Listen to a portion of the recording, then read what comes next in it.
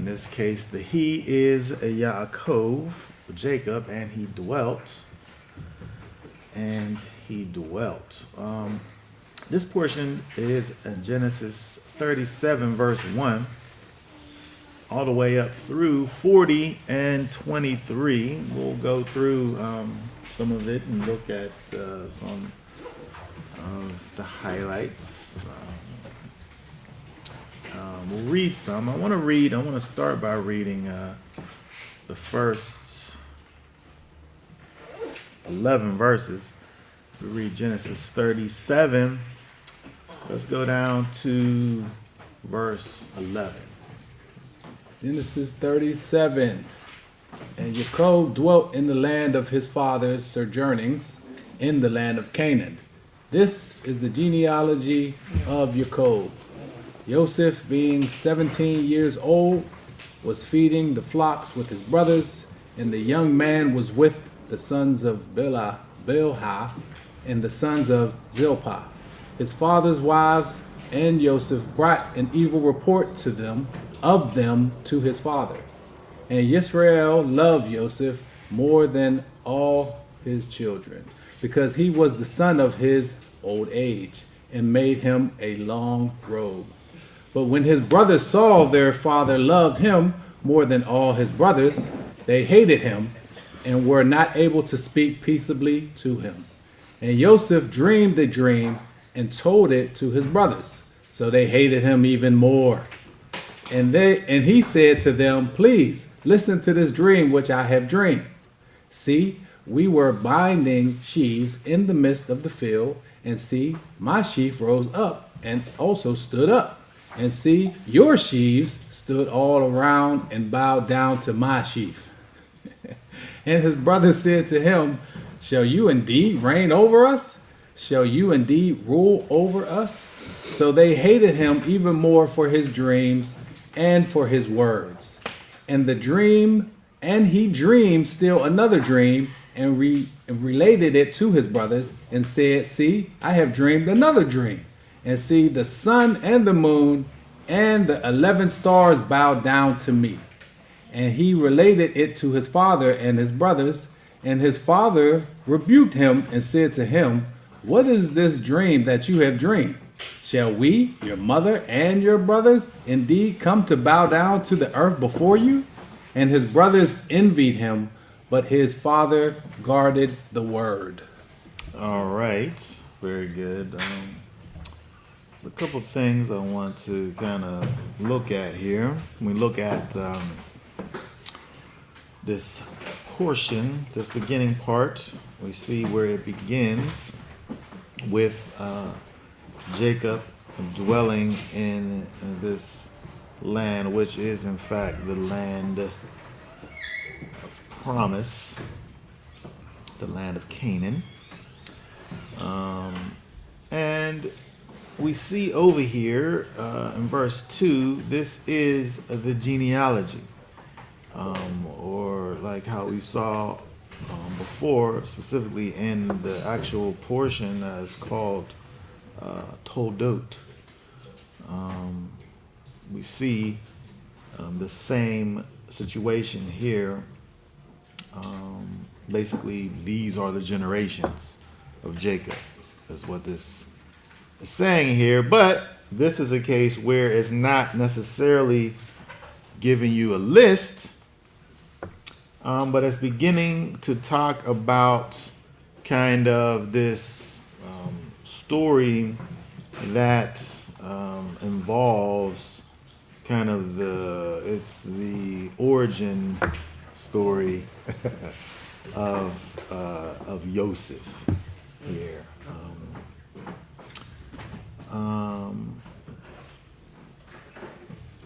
Why did Hiskey hit EFC? That's funny. Probably because Joseph has the unfortunate name. Fortunate and unfortunate. No, he told them though that he was going to be over them. Oh, did he now? He's such a Bible scholar. It's so funny. It's interesting when we look at this here, I wanted to pay attention to verse 3. I'm going to talk about this a little bit because when we were back, I feel like it was the last portion, maybe it was the portion before, where Jacob receives his new name, Israel. And it literally says, you shall no longer be called Jacob, but Israel. And in verse 2, we see this is the genealogy of Yaakov. And then in verse 3, it says, Israel loved Joseph. These aren't two different peoples, it's one person. But for whatever reason, there's kind of a back and forth that happens throughout the entirety of Scripture from the moment that Jacob / Israel's name is changed, where depending on the situation, you see Yaakov or you see Yisrael. I think that there's probably a type of pattern that presents itself. I think that it's not as easy as just simply saying Jacob is, carnal. Israel is a mixture. And then we also have Yeshurun, which is, the spiritual aspect. I think that's kind of an oversimplification. Sometimes when we see Yisrael, sometimes when we see Yisrael, there is a spiritual component, but there's also a carnal component. Mm-hmm. And so you can't necessarily say, well, when it says Israel, that means that this is some type of spiritual high point. But I think you can say that there is some type of spiritual significance and potentially a kind of a covenantal significance as well.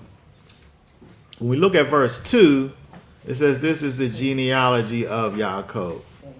And then it's going to tell you about kind of the physical narrative of the sons of Jacob.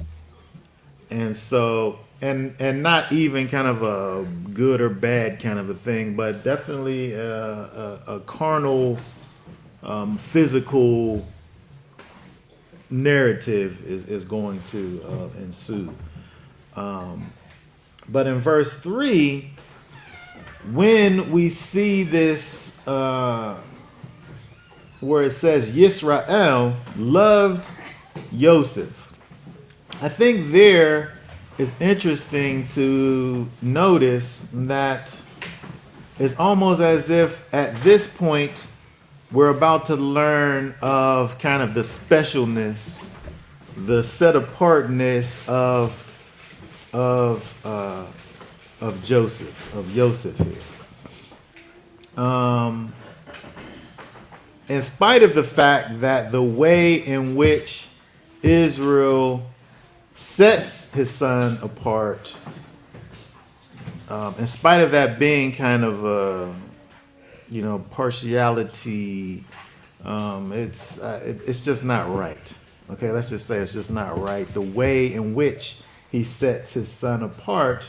But I think with this verse, we do see kind of Scripture kind of proclaiming to us that there is a great set apartness that exists in Joseph. And then you can also see that through the text because, you know, he has these dreams. Now, you could say what you want to say about the way in which the dreams are presented. But the dreams, for those who know what happens later, we know that this really happens. Right. Now, if you're in the story, you know, the big brothers and the little brothers, they're like, come on, man, get out of here. This is like, you crazy. Like, what am I bowing down to you for? You still wet behind the ears. Like, you're just a boy. You're not even a man. You little 17-year-old, a little young whippersnapper. Like, get out of here. For the people in the story, right? It causes some problems. But I think, again, when we look at verse 3, it really is helping us to see a covenantal future that exists that comes through Joseph. Now, again, the way Jacob, Israel, the way he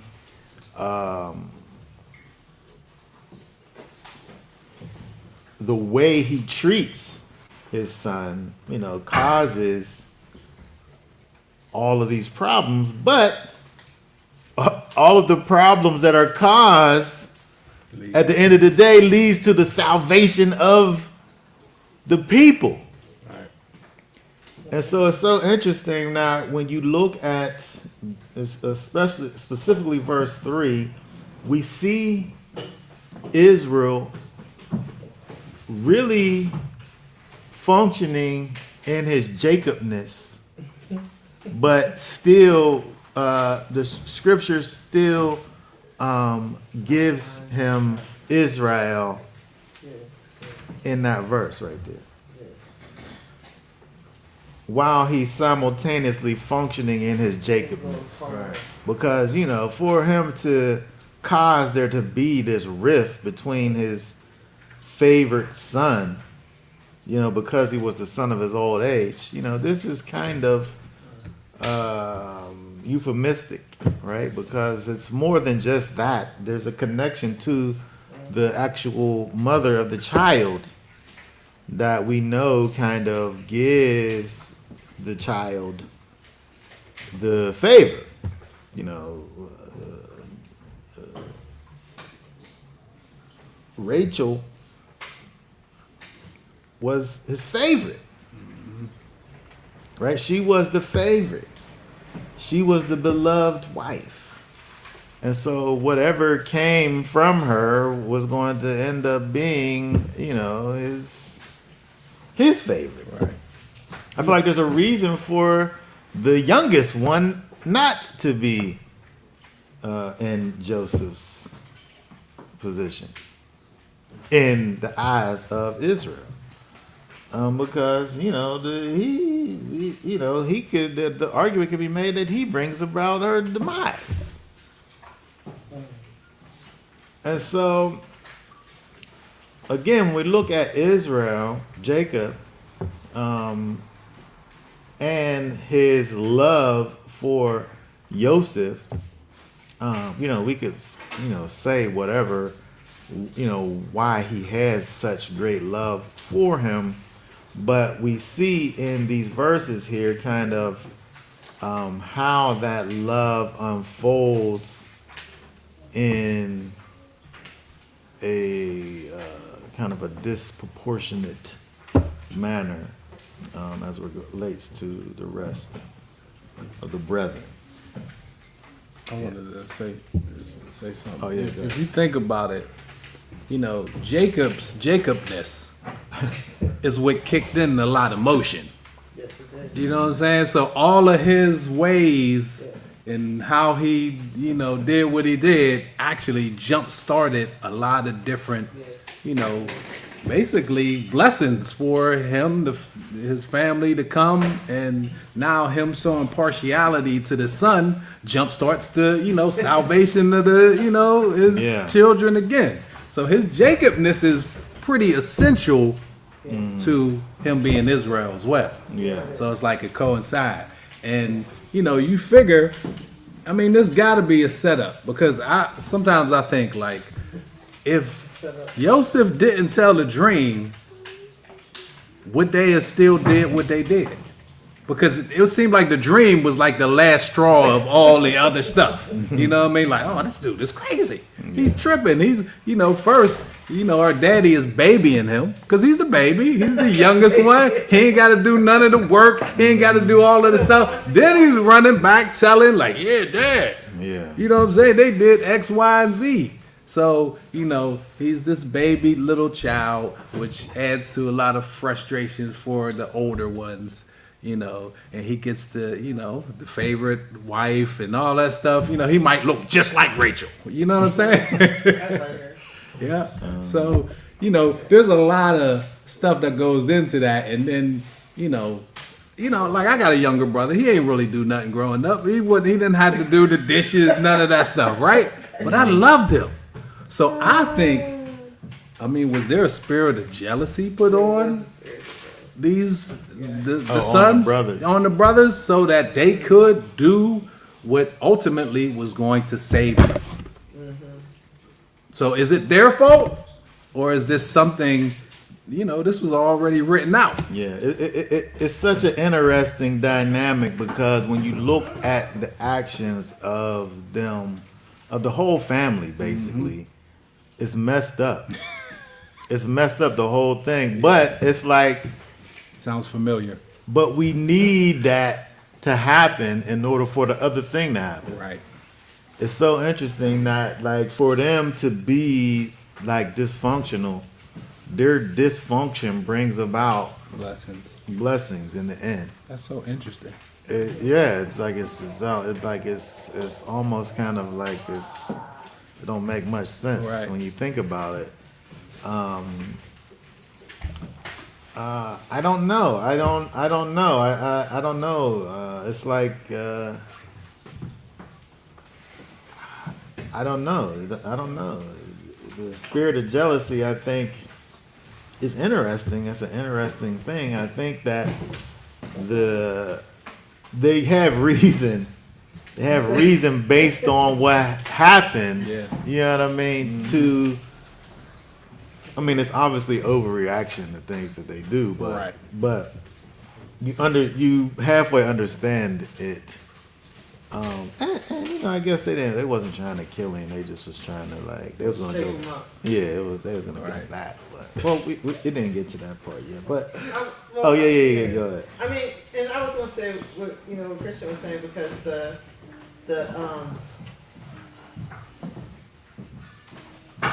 I say, and this is my theory, starting with this 12 portion cycle, is it goes from Laban, their parents, whoever their parents were. Laban and Rivka both had that same. Yeah, there was issues. Yeah, it goes way back. And then it went from Rebecca, and then it went down, to Jacob from there, And then he goes back to his household to get a wife, and he's basically just going back to the same pool of the people that are like that. So Joseph, he's just had a double whammy of that, and we just see him in his DNA, and his DNA, where he's just is grasping of the heel. It's this, I know y'all are older than me, y'all are gonna get all the birthrights and all of that, but I'm still gonna grab your heel and I'm still gonna roll over you, that type of a thing. And it was righteous at the end. Actually, that's what happens. At the end though. I hear it's like you can't see it. You can't see this part of these these many colors. I just don't understand why he had to, like Jacob, why he had to give him something like that. Go over to verse 3. Let's look at verse 3. I think that's just extra. In the passing thought, the Most High loved Jacob and he hated Esau. I mean, this is like, you know what I'm saying? Like, Jacob was showing favor to Joseph. The Most High showed favor to him. Yeah. Yeah, it's so interesting. The nuance. Yeah. When we think about the love and hate of Jacob and Esau, I think when you look at it, it's like you can also see the why based on the desire of each Right. of the two. And so the Most High who sits outside of time can know what's in the heart of the people before their actions manifest. Right. And so we know that one is going to have these countless encounters and intimate Right. connections and interactions with the Most High. And he's going to follow after the Most High. And the other one is just chasing the flesh. Yes. And so that's what I'm saying. When I look at verse 3, just only when we just look at and Israel loved Joseph, I feel like this is kind of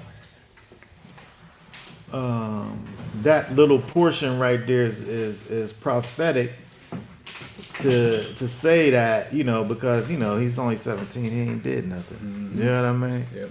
The love that he has for him is based. I'm saying that it's not even based on him. I'm saying it's based on his mother. He said words is 17. Huh? He He said said words relating a is lot to me now. Every time you say 7. Oh, it's right here. Yeah, verse 2. 17 years old. Oh. Yeah. He's 17 right now, too. Well, it was funny because I was trying to get him some stuff when we were in Ghana, and Maury was like that little spoiled thing. Like that's how he was talking about his kid, like that little spoiled thing. Like, don't give him anything else. So funny. Yeah, but I'm saying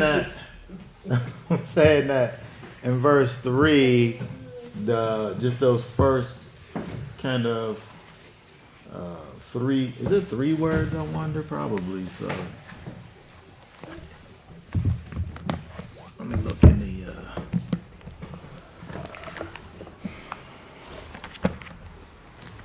the Hebrew over here. What did you want? I want to look up The Hebrew? no, I'm just looking at what is this, 37?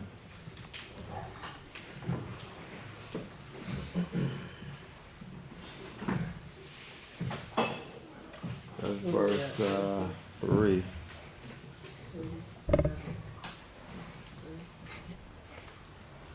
Two.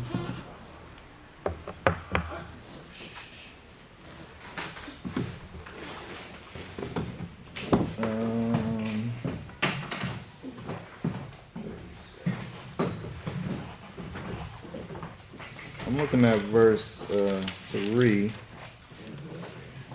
in the Hebrew. 4, 2. Sorry. Let's hit it. I'm sorry.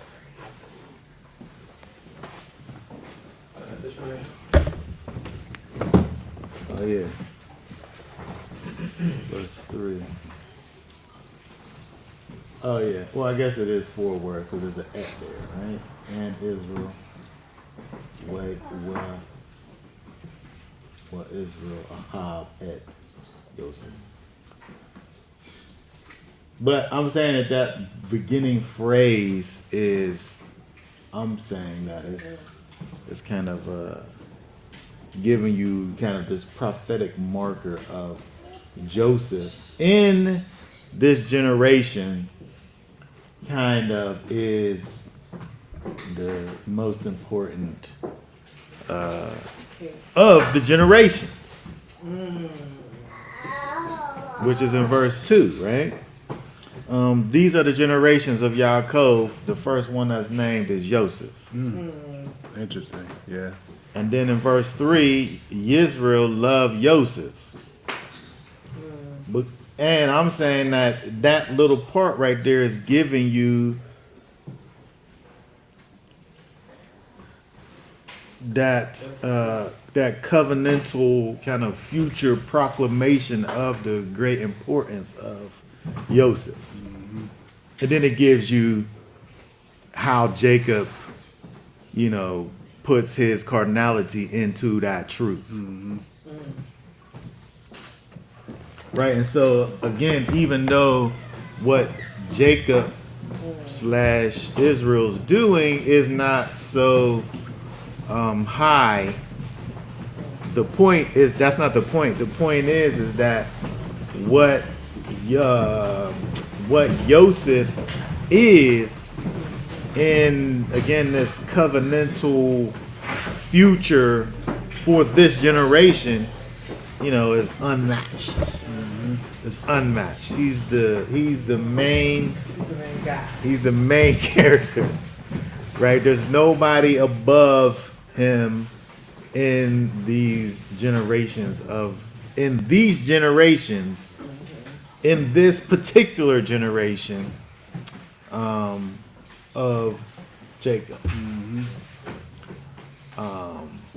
And I was talking about this. I never thought about this until just the other week when we was discussing it.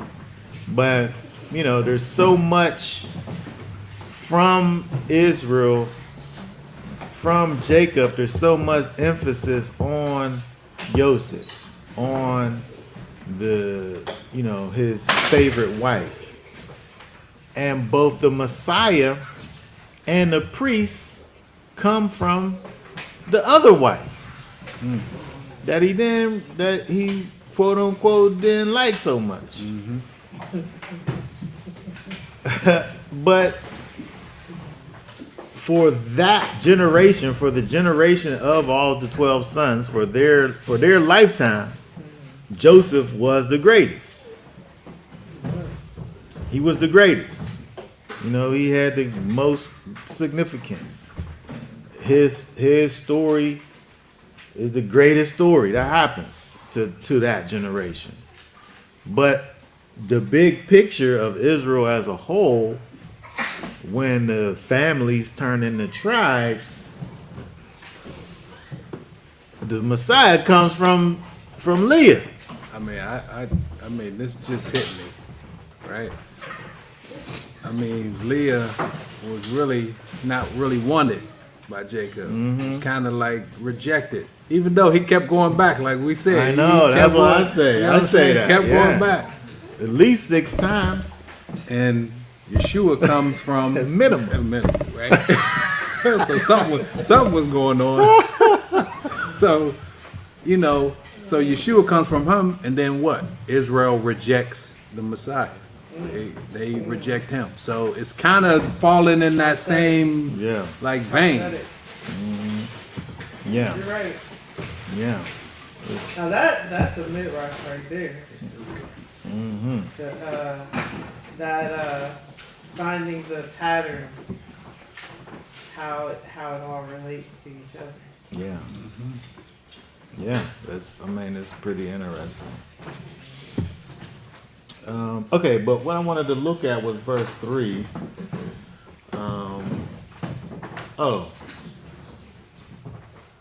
Made him a coat of what? Not that one, the colors, the palm, foot, long, sleeved. Why do we say colors? Go to the word study. You always think about this coat of many colors, but really it's kind of just like something that's extravagant, richly ornamented, made with many colors, It is used in its plural, pasim. It modifies a tunic or a robe indicating its many colors or its length. So it's okay. So it is kind of, we don't really know. Is it because it's long, or is it because it's colorful, or is it because it's both? It's the point is, it's some extravagant clothing that was made special for Yosef. The rest of them probably have medium length robes that are mono colored. Do you think they got robes? That was the typical thing. You had your underclothes. Mm-hmm. You had your over kind of shirt and maybe a cloak.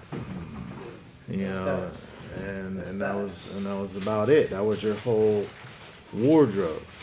And so he had a long one, or an extravagant one, or a colorful one that was made for him to accentuate his specialness. That, Jacob, Israel, gave him this title of specialness, but he himself didn't understand the specialness. He loved him for a different reason. He loved him because of who his mother was. I'm saying. That's my reason. But Joseph's specialness is because he literally becomes the deliverer. He's the preservation of the people. It leads me to ask the question is the specialness because the Most High's hand is on him?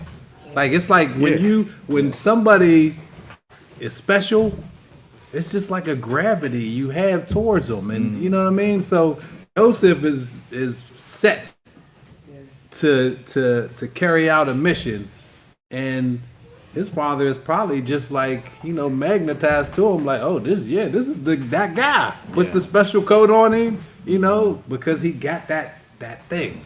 Yeah. He sees the specialness. He sees the specialness, but he don't quite understand, where the specialness comes from, like what it is. Because to him, it's because he's the son of his old age, whatever that means. It's not because of some divine purpose that lies inside of Joseph. It's because this is the one who my favorite wife gave me in my old age. And so there's not, so again, we look at verse 3 and the use of Israel right there. It's like he's seeing through a glass darkly. Like he don't see the full picture. He understands the greatness of Joseph, but he don't understand the why of it. Right. His why got nothing to do with the specialness of Joseph. But he is special though. Mm-hmm. And that's why in verse 11, it said that his father guarded the word. Like, he was on to something, but he wasn't there yet. Right. Yes, I definitely see that too. It's like he sees these dreams, and it's like, I don't really quite know how to take it. Right. I'm just gonna keep this here in my pocket, and we're gonna come back to this and see about this, because there's something to this. Right. But the brothers, they're just the whole thing is. It's sibling rivalry, man. It definitely is. The second dream in verse 39. Yes. Okay, it's one thing with the first one. It's quite possible that there was only two dreams. Like, you know what I mean? Like in these ones, they talked about these for however long they talked about these. it's very possible that these was the only ones that there was. Not like there was other ones and they kept on happening in like in different ways.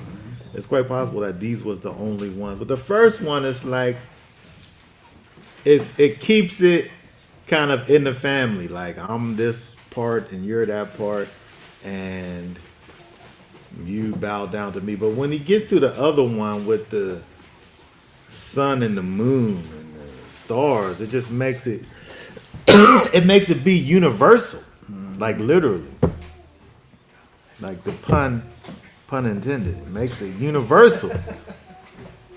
that was some bars right there. It makes it universal though, right? Because you got the greatest physical entity that is known to man. Right. The sun, like that big old thing that makes the Most High uses to make our crops grow and lights everything. And when it ain't there, you can't see nothing.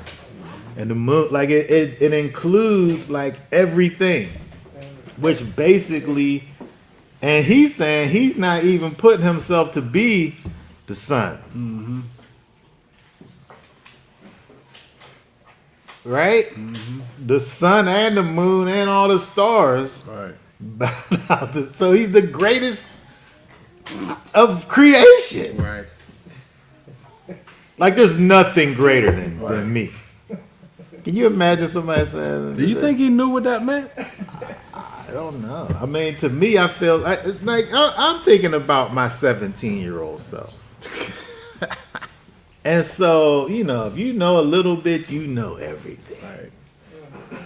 And so it's like if I had a dream, and do you know how big-headed I would be to see the sun and the moon and the stars, everything that is under me? Right. I mean, he's got to know. I'm saying he's got to know. He's got it now.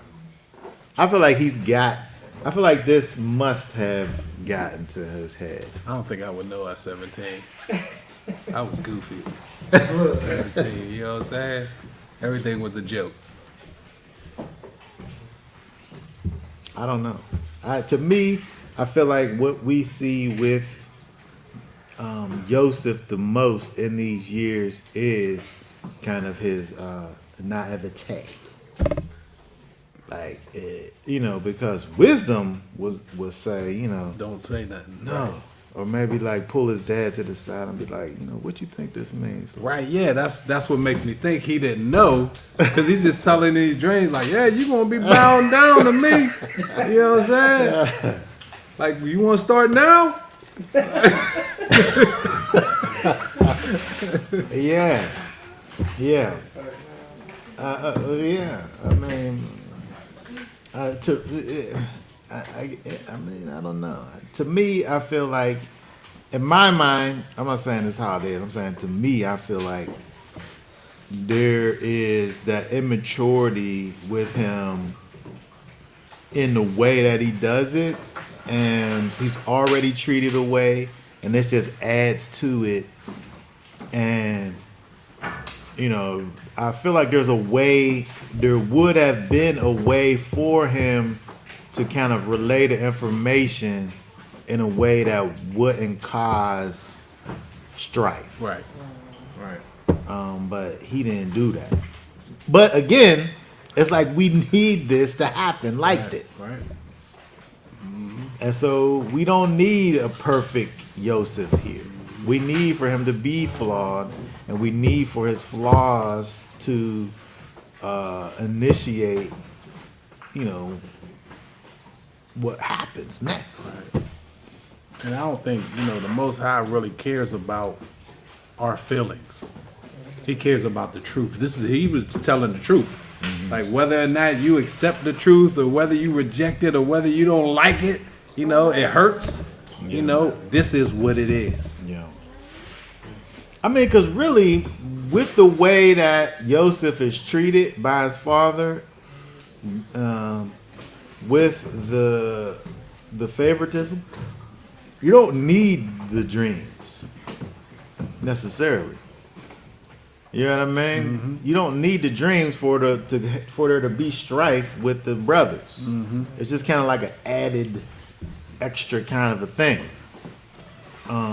You know, well, let's look some more. Let's read some more. Go ahead. Natalie has something she had texted Oh, what me. she said.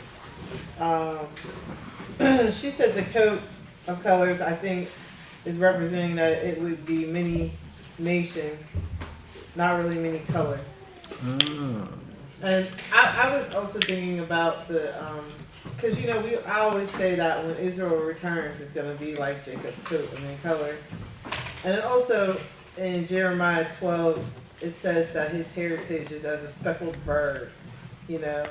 And so I guess the salvation of Israel brings about the salvation of the nations. You know what I mean? Like even with the famine, the salvation, like it wasn't really about Egypt being preserved through the famine necessarily. It was about Israel being preserved through They the famine. just reap the benefits of it. But they reap the benefits of it, you know, and the same thing with Yeshua, salvation, and all the rest of it.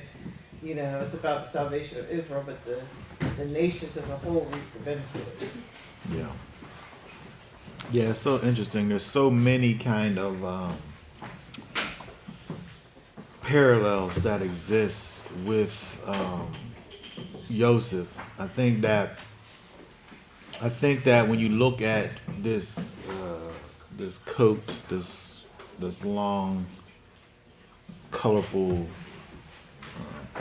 fancy coat,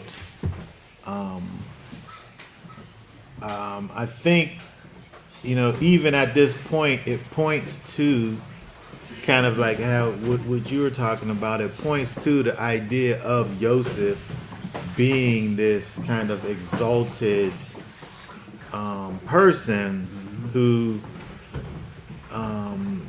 his exaltedness isn't accepted. Right. It's so interesting that, and it's almost like but you need for it not to be accepted. Right. Like when you think about Yeshua, you need for the people to not believe who he is, Right.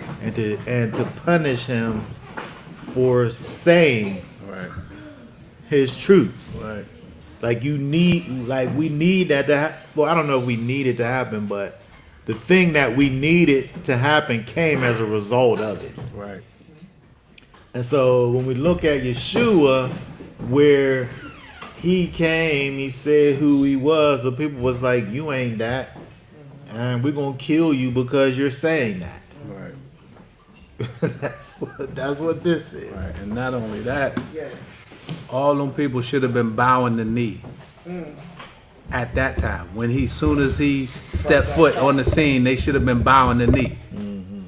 And you think none of them people wanted to bow the knee, but they gonna bow the knee. You know what I'm saying? Everybody gonna bow the knee, but it's the same. It's literally the same story. It's so crazy. It's so crazy, and like there's so many levels to it. It's so crazy because it's Joseph.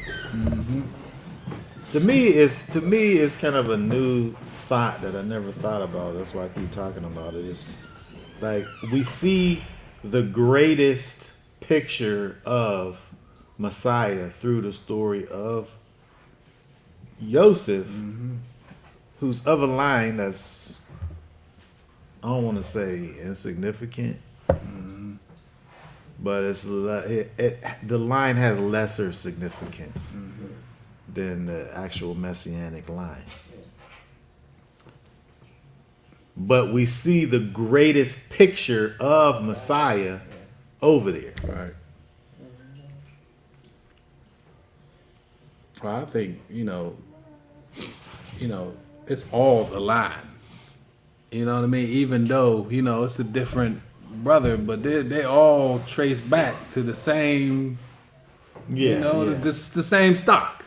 We make differences in between. Oh yeah, he from yeah, he from up top, I'm from down bottom. You know what I'm saying? And it's all the same. It's the same. Same.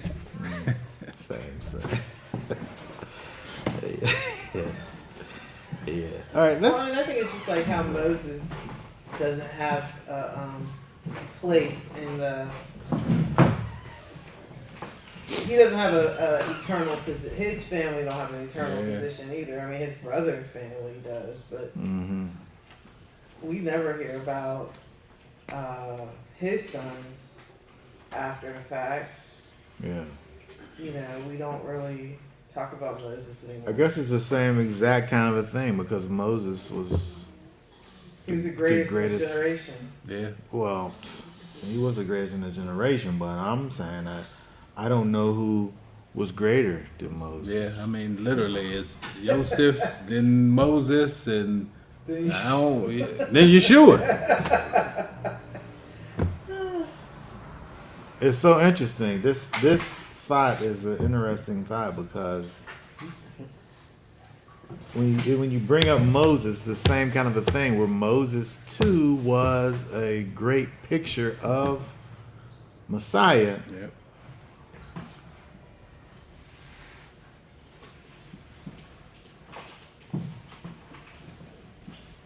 I don't. The parallels I think are greater with Joseph, but it's on par because of the fact that Moses was, he was this mediator. He was the deliverer. He was the one who, you look to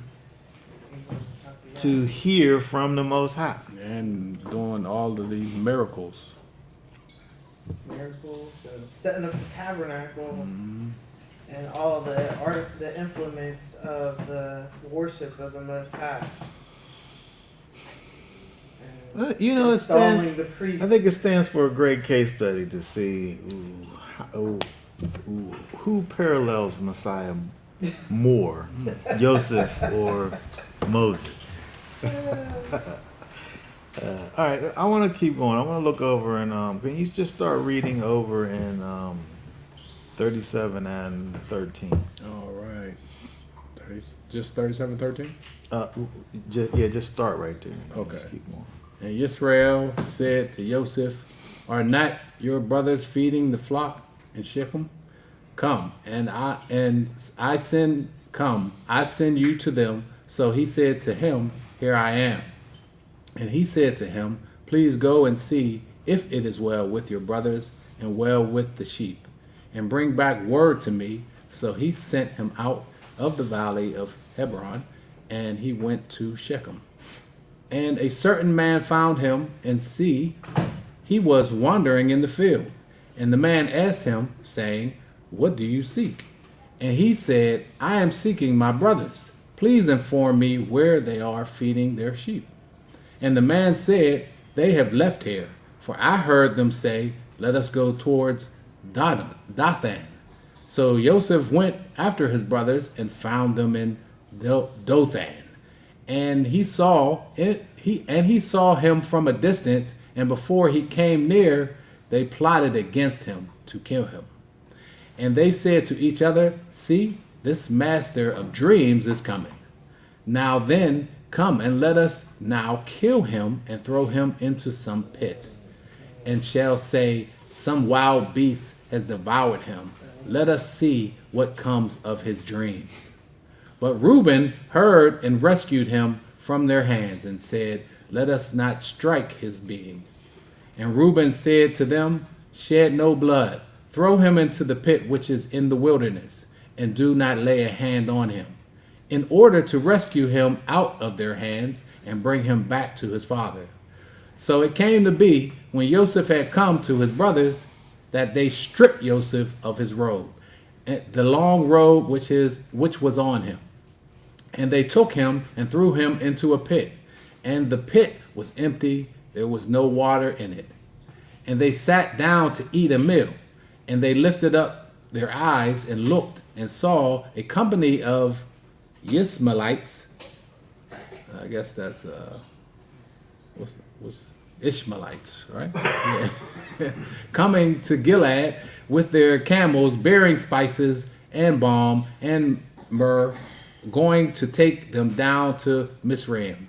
And Yehuda said to his brothers, "What would we gain if we kill our brother and conceal his blood? Come and let us sell him to the Ishmaelites, and let not our hands be upon him, for he is our brother, our flesh." And his brothers listened. And men, Midianite traders passed by, so they pulled Joseph up and lifted him out of the pit and sold him to the Ishmaelites for 20 pieces of silver. And they took Joseph to Mizraim. And Reuben returned to the pit, and see, Joseph was not in the pit. And he tore his garments. And he returned to his brothers and said, "The boy is gone, and where am I to go?" So they took Joseph's robe, slew a male goat, and dipped the robe in the blood, and sent the long robe and brought it to their father and said, "We have found this. Please look. Is it the robe of your son or not?" And he recognized it and said, "It is my son's robe. An evil beast has devoured him. Joseph is torn to pieces." And Jacob tore his garments and put sackcloth on his waist, and he mourned for his son many days.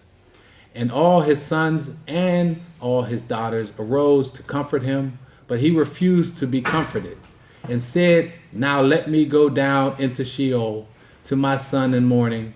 So his father wept for him. And the Midianites had sold him into Mizraim to Potiphar, an officer of Pharaoh, and the captain of the guard. Okay, very good. So if we go back up, if we look at verse 13, another interesting thing happens, because it says, "And Israel said to Joseph, are you not brothers feeding the flock in Shechem?"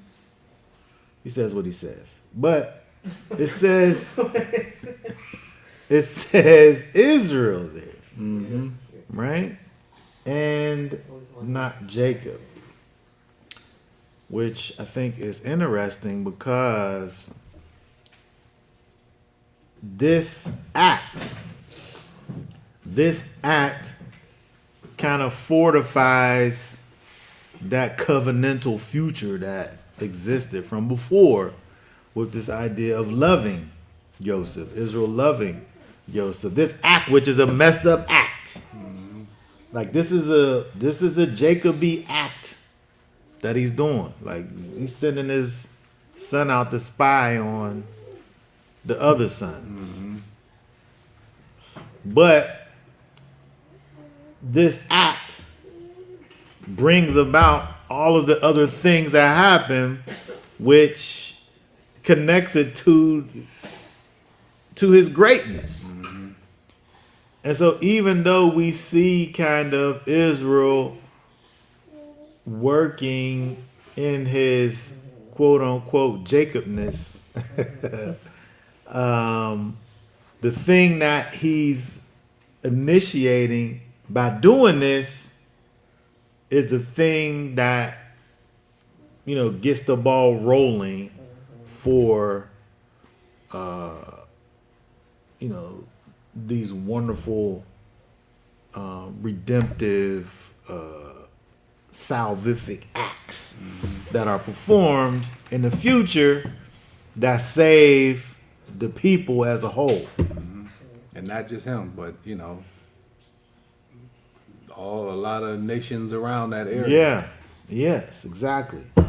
And so it's so interesting that, you see in this act, which it in and of itself is not as if it's some righteous spiritual acts, on the surface.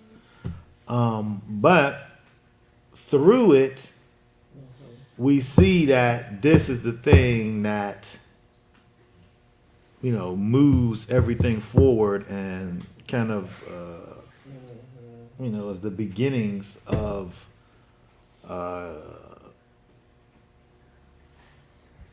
the greatness of who Joseph becomes. Mm-hmm. So I thought that was interesting that, inspiration puts Israel here instead of Jacob. All right, so we see, through this narrative here, the back and forth, the initial story being to, let's kill him, which is, it seems pretty harsh, I guess, to, get to the place where you're ready to kill your actual brother. They see him off in the distance coming, and enough time for them to plot. They come up with a more reasonable idea, but they're unable to carry it out because, by the time they get there, of course, he's already taken. And then, I don't know. Is it necessary for them to make up the story though? They didn't make What? You said they didn't make the story up? Is this the same place where Dina was Shechem? Is that the same place where Dina? Shechem, yes. So I mean, there's already beef with Shechem. What do you mean? I mean, I'm just saying that those people, the people who they might have just been trying to get back at Jacob for killing all the people that they just basically, recently killed. I mean, they took care of all the killers though, didn't they? I mean, They basically folded into the. I mean, he sent them to a place where there might have been some unfriendly people. Well, potentially, but other peoples came and took them. But I'm saying where was the wild animal though? You know what I mean? That was in Jacob's mind. Well, no, they took the clothes and they put the blood on it. Mm-hmm. Wasn't it just like a lamb or a sheep or something that they? Yeah, why'd they do that? Why'd they do that part? There was some embellishments to the thing, right?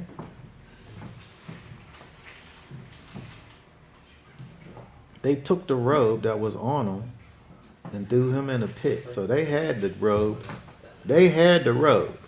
And then once they found out he was gone, they took an animal and killed it and put the blood on the robe.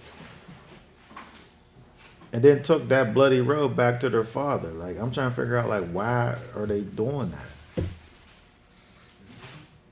Because there was a witness that knew that Joseph was coming. They couldn't go back and say, we never saw Joseph. Are you talking about the unknown man? You The said? unknown man that was coming was a witness that could verify that Joseph was actually going there, was actually there.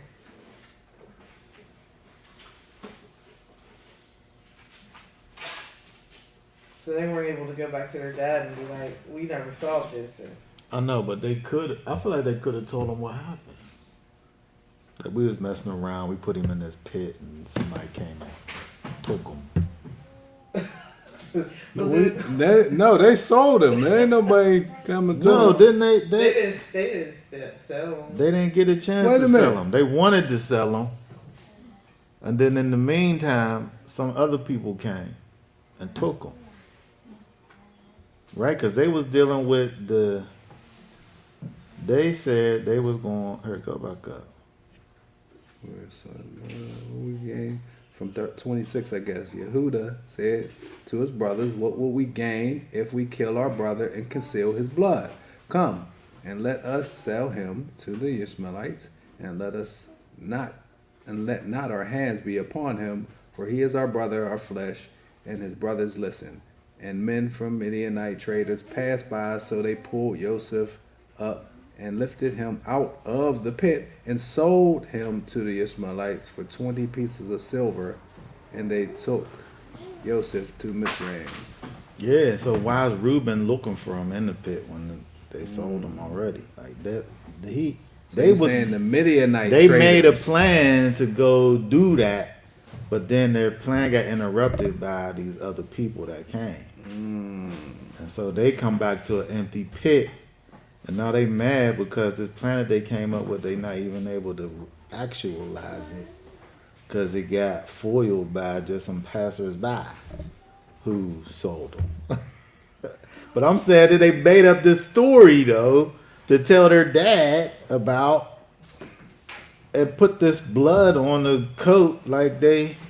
Like, I don't understand that part. I don't understand why Hey, they. when you plotting evil, it don't make sense. when you was wrong from the beginning, you know what I'm saying? Your thoughts and ideas just start, going all over the place. They definitely Like, was yeah, all but we over the gotta, place. Yes. That's how, when you're doing the wrong thing, the thoughts and ideas just get worse and worse. It's so interesting when you look at kind of there's a little bit of a kind of a mental health issue with these people. There's a lot of depression and things that happen. You don't know To this day. Jacob. Yeah, Jacob. It says that he refused to be comforted. There was nothing that could be done to help the situation. He wasn't able to deal with it at all. But when you go back, that was the same thing with Isaac until he got married, right? You mean how Rivka comforted him after his mother's death? Yeah. Right? I mean, that's what I see. I see him. He's not able to kind of deal with life. You know what? That might be He's not able to deal with life why I got that until he's able to be comforted by somebody. yeah. And so here it's the same way where with Jacob, where he's just like, there's nothing that you could say. Like to me, there's something about this idea of him that he refused to be comforted. Like there's nothing that you can do to help me in this situation. Yeah, that's how it was. He died because He stays that way all the way until he died. Because then it says at the very whenever he finds out about Yosef, it says that his soul was revived. all the way till then. Can you imagine He was- that all he those was years? pretty much done. Like they probably would go talk to him. Dad probably wouldn't even hardly talk to him the whole time. But wouldn't eat. Right? He was messed up the whole time. That was what Jacob was. I mean, Joseph was in. It That was was like what, 20 15 some years, years, wasn't it? I thought it was 20 20 something. something years. I always forget every time. I'll forget Write it too. down somewhere. I feel like it was in the 20s though. Okay. It was at least 30 something. Whenever, no, it might have been 13 years. I don't know. But to me, it's just something that I see with this idea of him refusing to be comforted. He's just not able to accept anything on any level. I mean, I understand the idea of suffering loss and feeling the effects of the loss that is suffered, but at some point we have to get to the place where we Yes. are able to think about things in perspective of, these are people who are followers of the Most High. And at some point we have to be able to look at our worlds and understand that the Most High is the one that's in control. And even though we don't like the thing that happened or the place that we may be in, He's in control and He knows better than I. It was 22 years. And so 22 years he was dead. Yes, and so during those 20, how many years? 22. 22 years, he was never able to look to the Almighty to find comfort.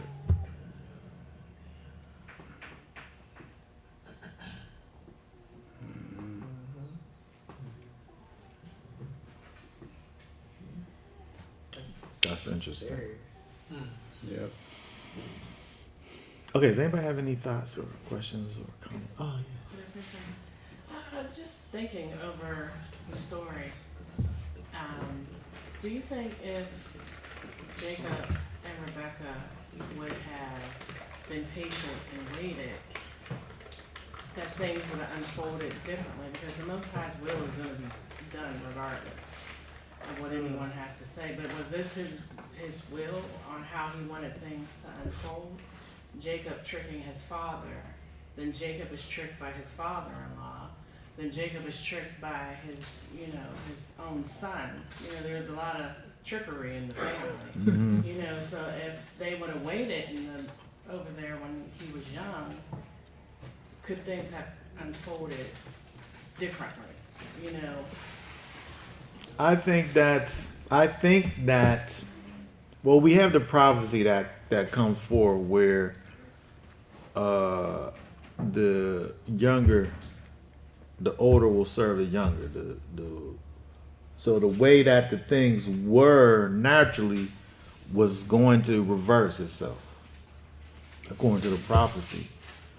And then they, in the knowledge of the prophecy, try to work it within their own thoughts about how I got to do this because that's what the prophecy said.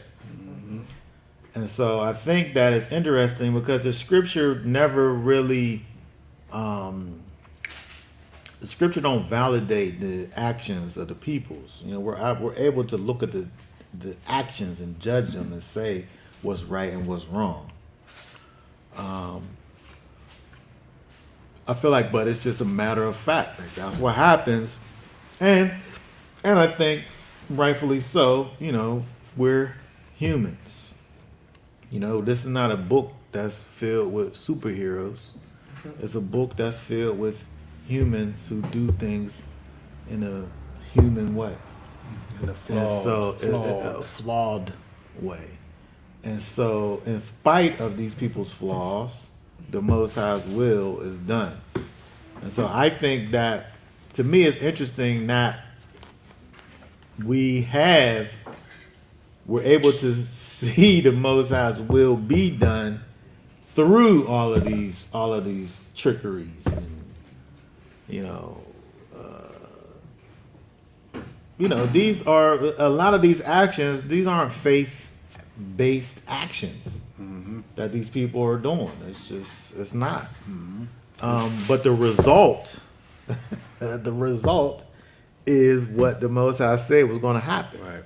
And so I don't know if they wouldn't have did it. I'm convinced that it would have came about. Yes. Still, Esau would have still the older would have still served the younger. yes, it would have still come about. But I think it is so interesting that we see the way that it does play out. You see kind of the perversion, the corruption in the people, and what the people do for evil, turns out for the good. Right. I mean, it just lets me know the more and more I study and the more and more I'm around people, just lets me know how much we need the Most High. It just shows just the flawed behavior of humanity. It's not a black thing. It's not a white thing. It's not everybody's flawed, and it lets me know that there is no other hope outside of Yeshua. That's right. Yeah. Amen.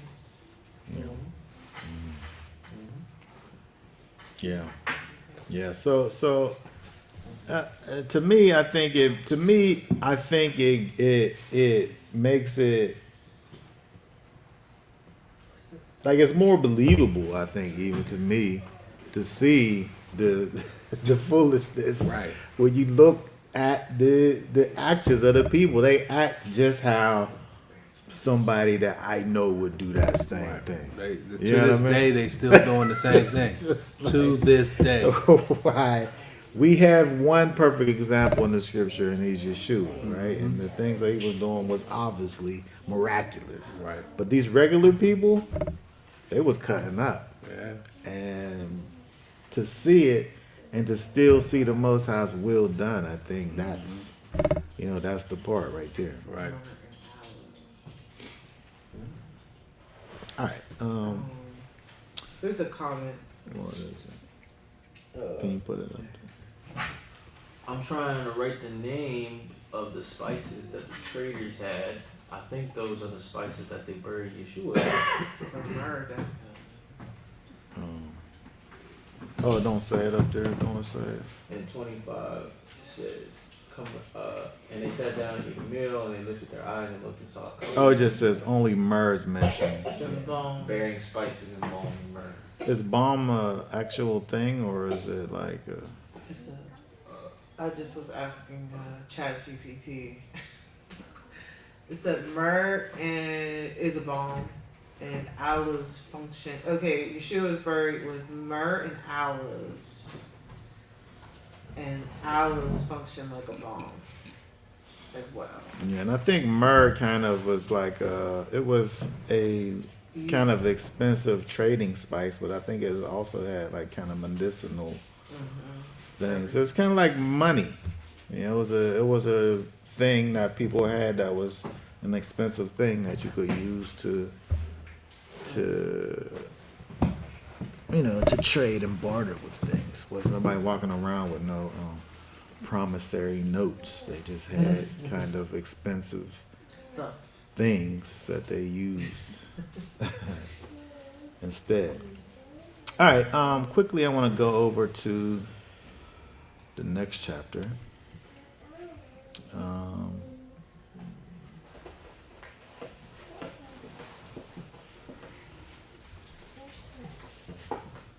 38. Let's read a little bit, then we can skip down through some of it. Can you just start reading at 38, verse 1? Genesis 38.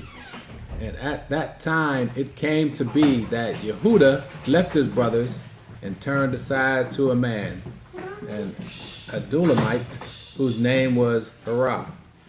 And Yehuda saw there a daughter of a certain Canaanite whose name was Shua. And he took her and went in to her. So she conceived and bore a son, and he called his name And she conceived again and bore a son, and she called his name Onan. And she conceived yet again and bore a son, and called his name Shelah. And he was at Kezib when she bore him. And Yehuda took a wife for his firstborn, and her name was Tamar. But Yehuda's firstborn, was evil in the eyes of Yahweh, and Yahweh took his life. And Yehuda said to Onan, "Go into your brother's wife and marry her, and raise up an heir to your brother." And Onan knew that the offspring would not be his, and it came to be, when he went into his brother's wife, that he spilled on the ground, lest he should give an offspring to his brother. But what he did displeased Yahweh, so he took his life too. Then Yehuda said to Tamar, his daughter-in-law, "Remain a widow in your father's house until my son Shelah is grown." For he said, lest he also die as his brothers did. And Tamar went and dwelt in her father's house. And after a long time, the daughter of Shua, Yehuda's wife, died. And Yehuda was comforted and went up to his sheep shearers at Timnah, and he and his friend Harah and Adulamite. And it was reported to Tamar, saying, "See, your father-in-law is going up to Timnah to shear his sheep."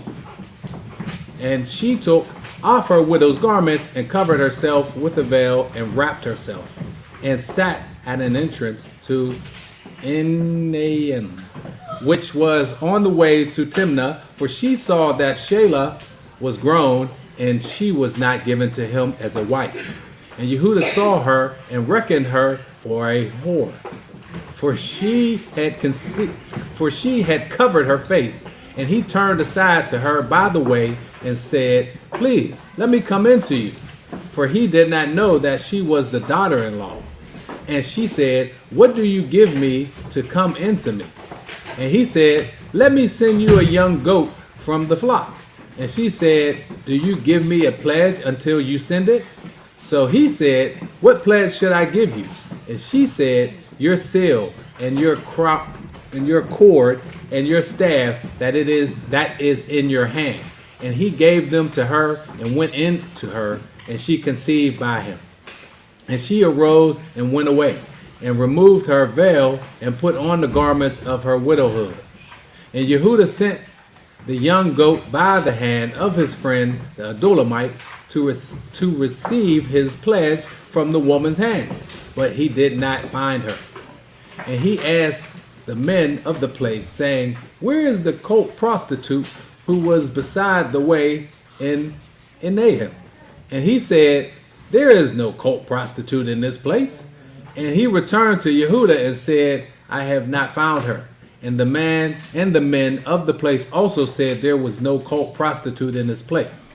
And Yehuda said, "Let her take them for herself, lest we become despised. For I sent this young goat, and you have not found her." And it came to be about 3 new moons after that Yehuda was informed, saying, "Tamar, your daughter-in-law, was whored, and she has conceived by whoring."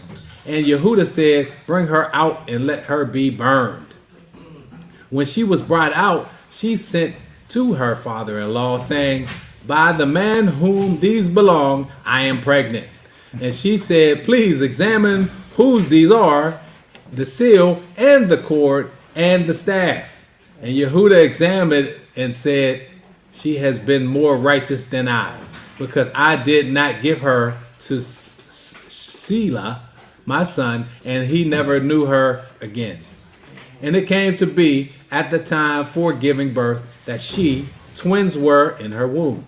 And it came to be when she was giving birth that the one put out his hand, and the midwife took a scarlet thread and bound it to his hand, saying, "This one came out first." And it came to be, as he drew back his hand, that his brother came out. And she said, "How did you break through? This breach be upon you." So his name was called Peretz.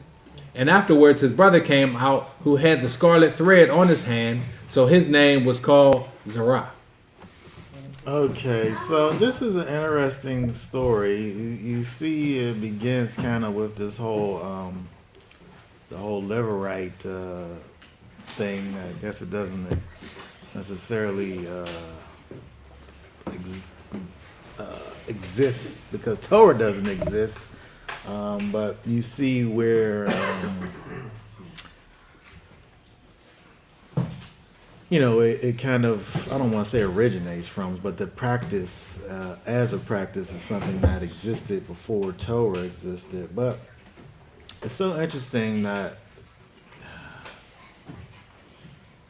when we're talking about the idea of these peoples and the things that they're doing and kind of the debauchery that exists inside of all of the things that they're doing, I mean,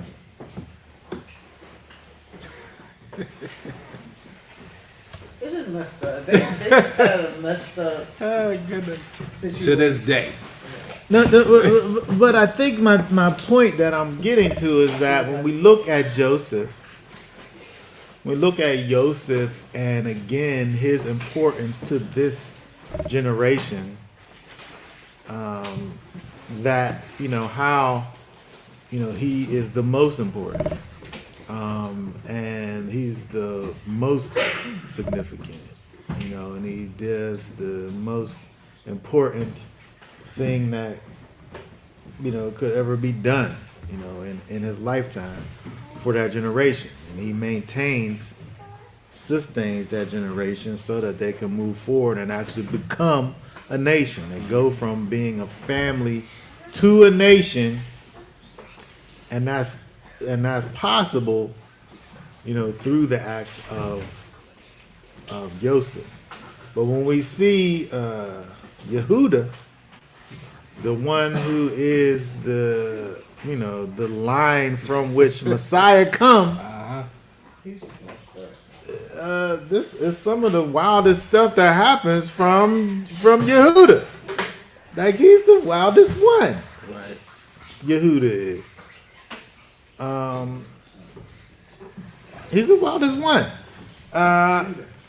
And so it's so interesting that it's so like it's normal, you go down to this place. I mean, are these holy people?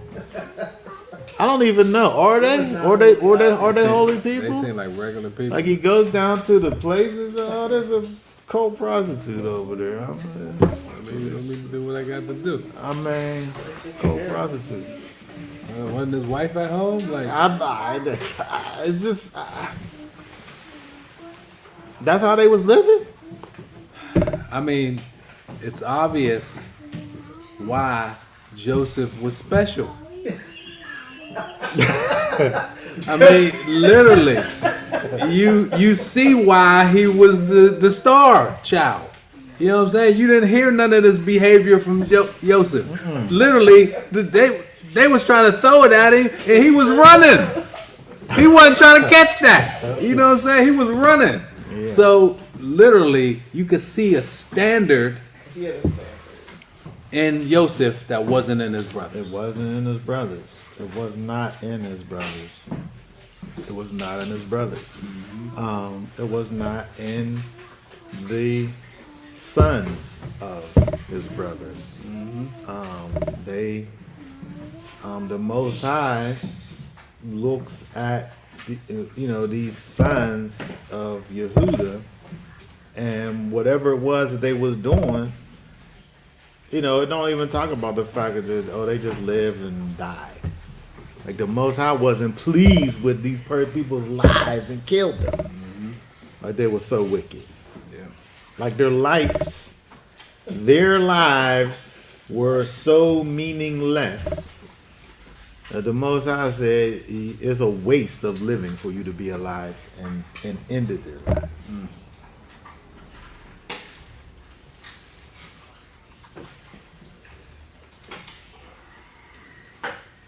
Yehuda's firstborn was evil in the eyes of Yahweh, and Yahweh took his life. The son of Yehuda. And people. I just want to say that people live their lives the way that they want to live their lives. But your upbringing, to an extent, moves you in a particular direction. Right. And he, in the Most High's eyes, was literally worthless. Yeshua, he said, what was it? What's the word? Raka. Raka. And so you have Yehuda then, who has these crazy children who are not able to do these things that are culturally acceptable. Right. By the way, right. These are culturally acceptable practices that are performed at that time that you did. Like, you did those things. If you're like, the things that they're describing is things that they culturally did. Like, it's a normal thing, like for us going to the grocery store. That's what they did. Right. And they weren't able to perform it. And then so poor Tamar, who's left there without anything, she's forced to go out and get it herself. Mm-hmm. Which is crazy. Which is it's crazy, right? I would And say. the way that she does it is crazy. Wow. She's It's wow. It is. It's Everything. the whole Those story. stories. I often wonder why the story had to be outlined like this in the Torah, because it's like, you know, it really puts a bad light on the special family of the earth. It really puts a bad light on them, you know. I think, you know, that he chose them because they wasn't special. I know. You know, Were was they the worst? Probably. Maybe I mean, that's this the is reason. this is the line of the Messiah, like the messianic. I mean, these people that's in this chapter, their name is in Matthew chapter 4. That's what I'm trying to say. Like it's a little. Yep. I mean, you figure Or chapter there one. was 12 of them. Genealogy. There was 12 of them, and only one of them was the one.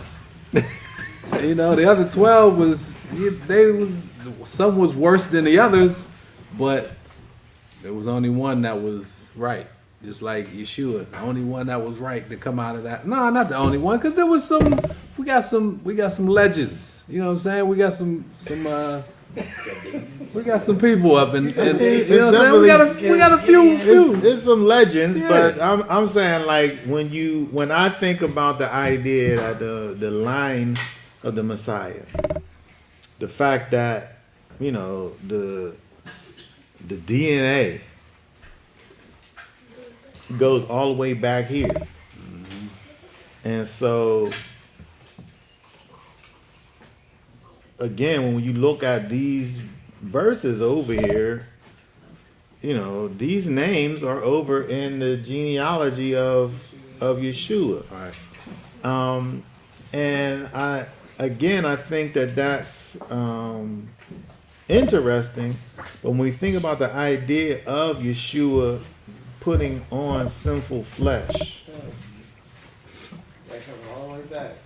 you're right. You go all the way back to here, among other places, to see what that actually looks like. Which is why I say it just lets me know how much we need him. Yeah. Crazy. This is you know what I'm saying? Yeah. Yeah. Because I'm saying, like, just to me, just as culturally acceptable as it is for them to perform the Levirate vow or practice or whatever, I mean, the way that they're talking about it is, you know, was it for him to go find a co-prostitute? Was it equally as culturally acceptable? Like, What's it mean? And my thing is like, and then he shoots up the club. I mean, I don't know how else they did it. You know what I'm saying? Like, no, I mean his son, Onan, you know, pulled out. I'm sorry. This is, you know what I'm saying. This is heavy, right? You know what I'm saying?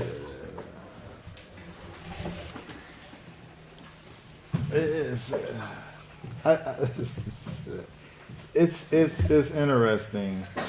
It's interesting, and I feel like the only reason we have this in here is for us to be able to understand, you know, the line. You know, we don't even got to go all the way to Yeshua. You know, David. Yeah. You know, he's the apple of Yahweh's eye. But these is his foreparents. I mean, but you know, I love David.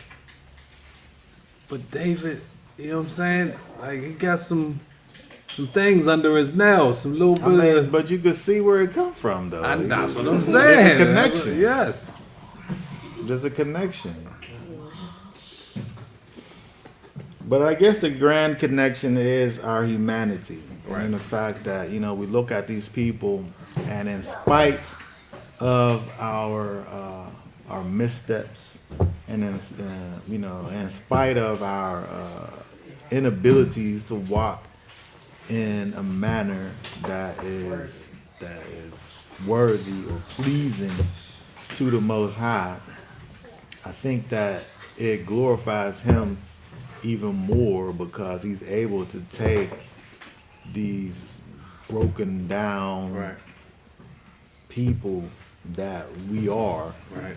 and, transform us into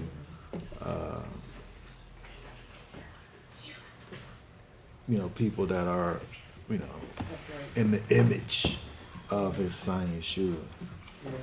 It might sound like I'm throwing stones, but I ain't a bigger glass house than the one I live in. You know what I'm saying? Yeah. So I wouldn't, I'm not throwing no stones. I'm just saying, I'm throwing stones. you know what I'm saying? I ain't throwing no stones. You know what I'm saying? Cause, you know what I'm saying? My whole situation will crumble from, you know what I'm saying? Somebody flick a pebble, you know? Well, I'm just saying, like, the human experience is in total need of, being renewed. That's right. The entire situation. Yes. And I think that in Torah we see that time and time again. You see the necessity for Messiah to come. His chosen people is at sometimes worse than the other people, and it just proves that we need Messiah. Yeah. All right. Does anybody have any? I think what I see here, and I know probably not too many people see it, but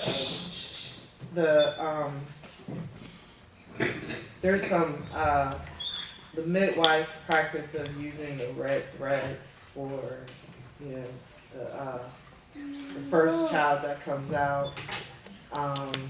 This is something that we see in the scriptures when we're looking at the midwives and at the women. How they will use this red being life and marking the twins. So, Yeah, I mean, it's something that something that I don't think about, but to me, I feel like it's when we even have the idea of a midwife, it's like you have this profession. I don't know, this person that had a job, an assignment, a purpose to do a particular thing, and there was things that they did. Like I feel like this was a move that they would make. You know what I mean? It's just not random. Like, oh, let me just rip this off here. It's like in the event that this happens, I got this thing over here. There was, I feel like as long as people was having babies, you had these specialists in this, baby catching. And I don't know how far the coaching or whatever went, but I feel like to me that verse kind of does show kind of a little bit of expertise in the fact that you have a name for it. It wasn't just like there was just this lady that was over there. Like there's a name for her. Look, what's that verse in 28? Look at.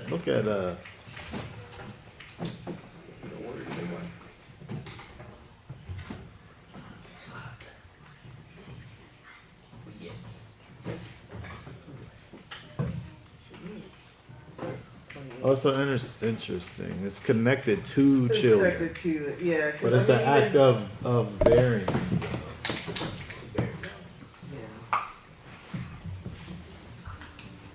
That's interesting also because I think that word is actually also for a woman that has a child as well. But in our time, in the years of the 2000s, amongst our Hebrew sisters, there has been a move towards unassisted childbirth. Oh, without without any assistance whatsoever. But I think our practice as Hebrews has always been to have at least somebody there that's actually helping you through that whole process. I mean, And she obviously had experience because she was expecting there to be 2 babies coming out. And that's why she has this red thread that she's able to put around. yeah. To me, I feel like the argument can be made for assistance more so than unassistance. Now, what that assistance looks like, you got to go into the history books to find that out. But it's something more than just like than nothing. Yeah. And Yeah. I don't know. I mean, not unless you are experienced. If you have, if you're on your 8th child, you can do it all. You can do it alone. You can do it with somebody. It don't matter. You know what you're doing. But like most people would have someone assist. It seems like it. It seems like it. By the time you get up to Exodus, it was so much of a thing that they tried to sit up there and control the midwives. Right. You know what I mean? Because it was a thing. And so I don't know. To me, I don't know. It seems like they need that thing again due to they say the most dangerous place for a child to be is in the womb of a black woman. To this day, because so many different, so much, children being lost, in these hospitals. Yeah, it's crazy. Or a hospital. Hospital. Hospitals is dangerous. All right. So, does anybody have any last questions or comments? The rest of the Torah portion, you have Joseph's experience with Potiphar's wife trying to get at him and him being thrown into jail. It's interesting, thinking about. I guess it's an interesting kind of dichotomy when they show you Yehuda on the one side, and then they go right over to Joseph, who His character. he's basically kind of the epitome of rightness. Excellence. and you see that it's so interesting where in one side we're able to see kind of the depravity of man of Israel's sons. Whether we talk about them planning to kill him, them planning to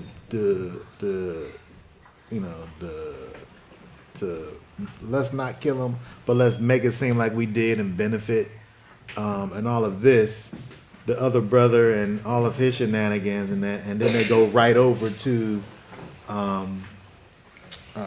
Yosef, who is kind of the example of doing things the way that they should be done, and there being a standard and living according to that standard. And so I think it's just more and more showing you the specialness of Joseph and who he is, and the fact that he really does kind of exemplify for us Yeshua. Yes. Okay, so I think for now, I think we'll be done talking about this unless anybody has any thoughts. Y'all willing? Oh, you know what? We're going for 2 weeks. Is it 2 weeks? Wow. Oh, it's crazy. So next week we'll be dealing with locally this Unity conference that's going on. So we won't be broadcasting. And then the following week we're going to the youth conference, and so we won't be broadcasting either. So the next time we'll be here will be after that. Huh? It's January 3rd. Yeah. So we'll be into the Gregorian New Year at that point.